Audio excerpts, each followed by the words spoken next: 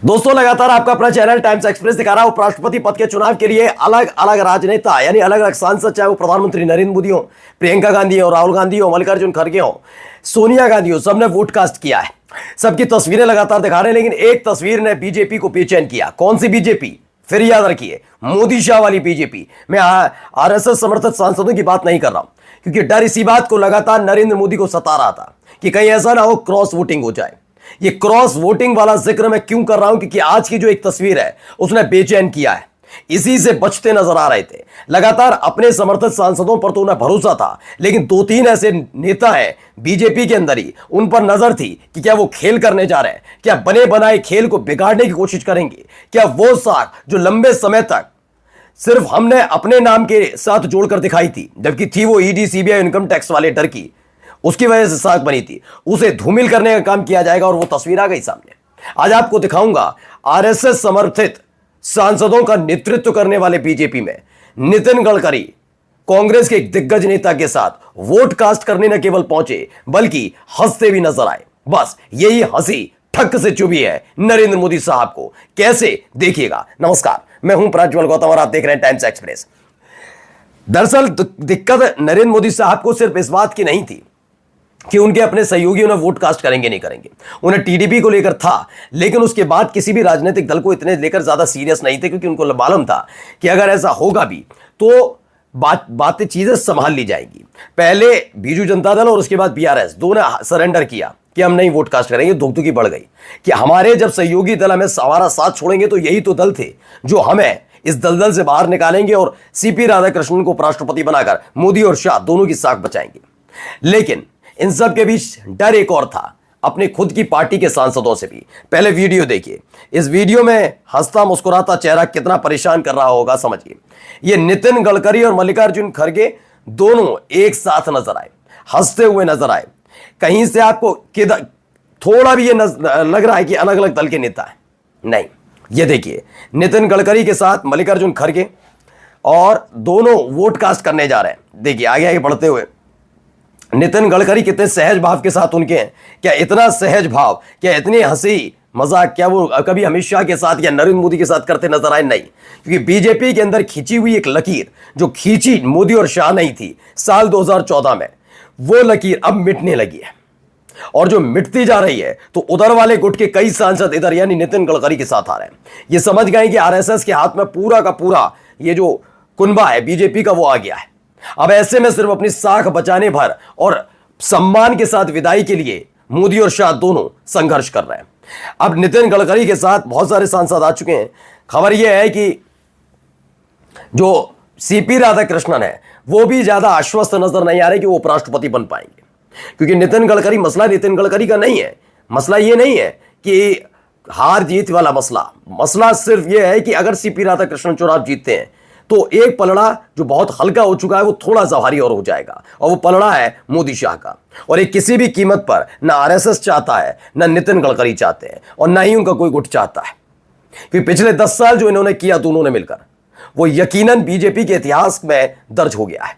कैसे अपने अनुभवी नेताओं को साइडलाइन किया जाता है और तमाम चीजें, इन्हीं चीजों से नाराजगी लगातार बनी हुई है। चलिए अगली खबर दिखा रहा हूं, वीडियो देखिए।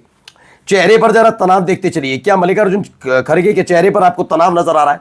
मुस्कुराता हुआ चेहरा देखिए भाई, है नहीं है? आप बताइए। मुस्कुराते हुए चेहरे के साथ वोट कास्ट करने पहुंचे हैं। क्या यही? अब इसके साथ एक और तस्वीर दिखा रहा हूं। एक तरफ मल्लिकार्जुन खड़गे को दिखते रहिए और यहां जरा देखिए नरेंद्र मोदी साहब के चेहरे पर मुस्कान है क्या? मैं लगातार दिखाऊंगा और भी अभी कांग्रेस के नेता जो वोट कास्ट कर रहे हैं सबको देखिएगा। दिग्गज नेता जिनके चेहरे पर बिल्कुल भी तनाव नहीं है, उनको पक्का पता है कि हां चुनाव जीतने जा रहे हैं। राजनाथ सिंह मुस्कुराते मिल गए आपको, नितिन गडकरी मुस्कुराते मिल गए, लेकिन मोदी साहब मुस्कुराते हुए नहीं मिले। मोदी गुट के तमाम सांसद सहज और बहुत ज्यादा घबराए हुए टाइप के हैं। डर लग रहा है कि अपने लोगों ने साथ छोड़ दिया तो खेला खराब हो जाएगा।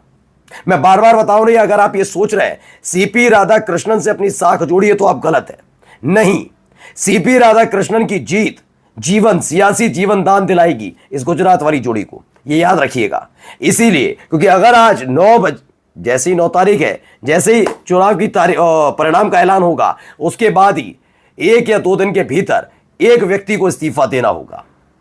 इसीलिए हर एक चीज जो जो अग्नि परीक्षा दी जा रही है, उस अग्नि परीक्षा में उनको देखा जा रहा है कि क्या वो वहां पर मुफीद बैठ रहे हैं, क्या वाकई वो बेहतर तरीके से कर पा रहे हैं, क्या वाकई जो जिम्मेदारी दी गई निभा पाए, ना बिहार वाली निभा पाए, ना कॉन्स्टिट्यूशनल क्लब वाली निभा पाए, ना ही उपराष्ट्रपति चुनाव वाली निभा पाए, वो कोई सी जिम्मेदारी नहीं निभा पा रहे। अब देखिए, ये चेहरा आपने देख लिया, अगला देखिए, ये सोनिया गांधी आती हैं, चेहरे पर आप खुद ही देख लीजिए, तनाव अगर दिखे तो लिख दीजिएगा तनाव है, दिखाइए, चेहरे पर कहीं से कोई तनाव नहीं, मुस्कुराता हुआ चेहरा वही।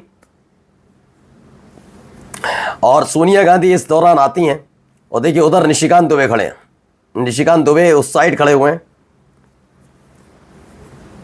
तो मुस्कुराते हुए चेहरे के साथ एक बार फिर से सोनिया गांधी, मैं वही बता रहा हूं। और फिर देख लीजिए नरेंद्र मोदी साहब को, नरेंद्र मोदी साहब की बॉडी लैंग्वेज पूरी तरह से चेंज है। नरेंद्र मोदी साहब इसी बात को लेकर टेंशन में है कि होगा कैसे खेल। पिछली बार तो भाई मोटा भाई हम तो करते रहे, हमने क्या किया, हमने जिसको चाहा उपराष्ट्रपति बनाया, हमने जिसे चाहा राष्ट्रपति बनवा लिया, क्योंकि जो अपने साथ थे ही थे।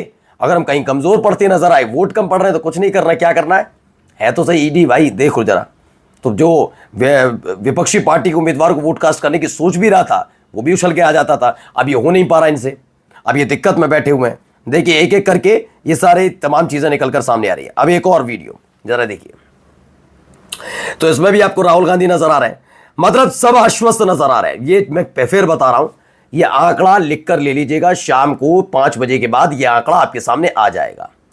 इंडिया गठबंधन को लिख कर ले लीजिए, 400 से ज्यादा वोट, यानी 20 सुदर्शन रेड्डी के खाते में 400 से ज्यादा वोट है। अब मैं एग्जैक्ट बताऊंगा तो आप कह देंगे नहीं 405 का था, ये तो 410 आ गए या 402 आ गए। 400 से ज्यादा है, क्योंकि 405 का आंकड़ा है तय इनके पास। लेकिन अभी भी माना जा रहा है नितिन गडकरी 50 से ज्यादा सांसदों को अपने साथ लेकर क्रॉस वोटिंग कराने जा रहे हैं, और अगर ये हुआ तो यह आंकड़ा खुद ही सोच लीजिए 460 470 तक पहुंच जाएगा।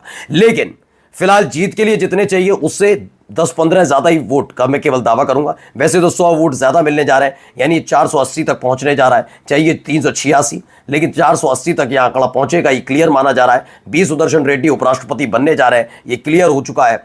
बीजेपी में भयंकर क्रॉस वोटिंग हो रही है, ये देखने को मिल रहा है। आप चेहरे लगातार देखते रहिए, आपका अपना चैनल टाइम्स एक्सप्रेस एक एक तस्वीर इसीलिए दिखा रहा है। देखते चलिए, बताते चलिएगा कि कहां कैसे खेल हो गया। ये अभी भी टेंशन में है, टीडीपी ने ये क्या कर दिया। अब डर ये बात का, इस बात का नहीं है कि उपराष्ट्रपति चुनाव में ये वाला खेल हुआ, डर तो इस बात का भी है कि अगर 20 सुदर्शन रेड्डी की जीत के बाद अगर चंद्रबाबू नायडू से सवाल जवाब कर भी लिया गया तो किस आधार पर करेंगे, कैसे पता लगा कि टीडीपी के सांसदों ने क्रॉस वोटिंग नहीं की, किससे कहेंगे, कैसे कहेंगे और किस आधार पर कहेंगे, और कहा भी तो कहीं ऐसा ना हो चंद्रबाबू नायडू समर्थन वापस खींच लें तो सीपी राधाकृष्णन को उपराष्ट्रपति बनाने के चक्कर में खुद पूर्व प्रधानमंत्री और पूर्व गृह मंत्री बनकर रह जाए। इसलिए डर बना हुआ है। फिलहाल क्रॉस वोटिंग धड़ल्ले से शाम 5 बजे फिर आऊंगा सामने और आपको दिखाऊंगा, हाँ बन गए उपराष्ट्रपति 20 सुदर्शन रेड्डी। नमस्कार।